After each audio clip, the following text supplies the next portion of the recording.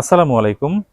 প্রথমেই দুঃখ প্রকাশ করছি যে আপনারা আমার অনেক ভিডিওতে কমেন্ট করছেন বিভিন্ন বিষয় জানার জন্য। কিন্তু আসলে আমি সব কমেন্টের উত্তর হয়তোবা দিতে পারছি না সময়ের কারণে এবং বিভিন্ন ব্যস্ততার কারণে।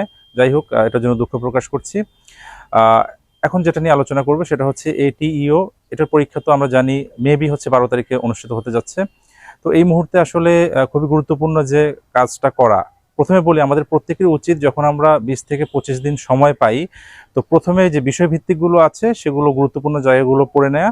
এরপরে লাস্টের যে ৫ থেকে ৬ দিন থাকে সেই সময়ে হচ্ছে আপনার যতগুলো বিগত কোয়েশন আছে, সেটা জব সলিউশন থেকে হোক অথবা যেকোনো শিট থেকে হোক, সেগুলো হচ্ছে রিভিশন দেয়া। তো এখন হচ্ছে সেই কাজটা করতে হবে। অর্থাৎ যেহেতু হাতে আর ৫ দিনের মতো সময় আছে, তো এই মুহূর্ত থেকে হচ্ছে আমি যদি বিষয়ভিত্তিক আলাদাভাবে পড়ি তাহলে কিন্তু আমার পড়া কিন্তু হবে না।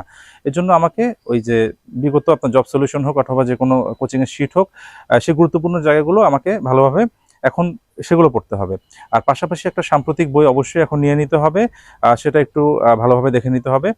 তো অবশ্যই এটাই করুন। এখন বিগত প্রশ্নগুলো ভালোভাবে করুন এবং গণিতের ক্ষেত্রে যে সকল জায়গাগুলো আপনার মনে হচ্ছে যে আপনি মানে পারছেন না, সেই জায়গাগুলো একটু আবার দেখে নিন, সূত্রগুলো একটু দেখে নিন।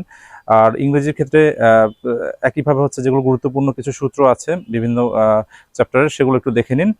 তো যাই হোক, ইনশাআল্লাহ সবার জন্য শুভকামনা থাকবে। সবাই ভালো থাকবেন। আল্লাহ হাফেজ।